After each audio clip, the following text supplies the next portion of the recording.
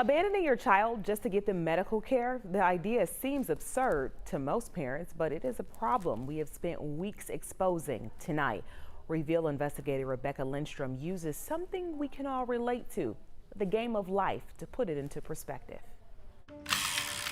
This is the game of life. Two parents up front and some cute little pegs that will eventually choose college or career. The game never mentions the children with disabilities that may need care forever. In this car, it is Christina and her daughter Kayleigh, because pretty early on, Dad got out, leaving one parent, one peg to pay the rent and drive. Kayleigh's disability qualified her for Medicaid regardless of income.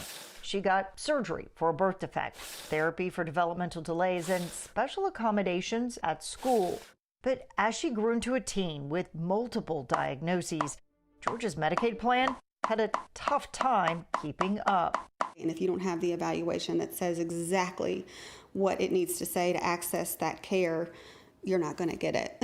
And that just depends on who you see and what their mood is that day. When Kayleigh's behaviors got out of control, she received medication instead of tools to teach her new ways to cope. The roadblock?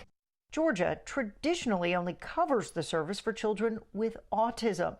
Kayleigh doesn't have autism, or at least not on paper. Her mom has tried twice to get her tested. She is still on the waiting list. Yet another roadblock.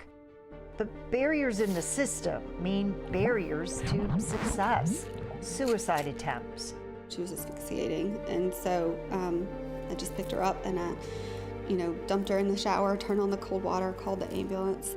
Kayleigh, unable to deal with her emotions, kept running away, ending up in jail, homeless, or even trafficked by strangers for sex. Her mom asked for help with supervision, but she couldn't get that either. Kayleigh's intellectual disability wasn't severe enough, and those medical problems never really went away. I don't feel like my daughter's ever been properly, truly evaluated. It's more putting out her fires that she's produced more than looking at her from a ground level. Christina wants a caseworker who can change that, but all she's found are dead ends. Christina never thought she'd retire a millionaire, but she desperately wants to get her daughter back on the road in this game called life.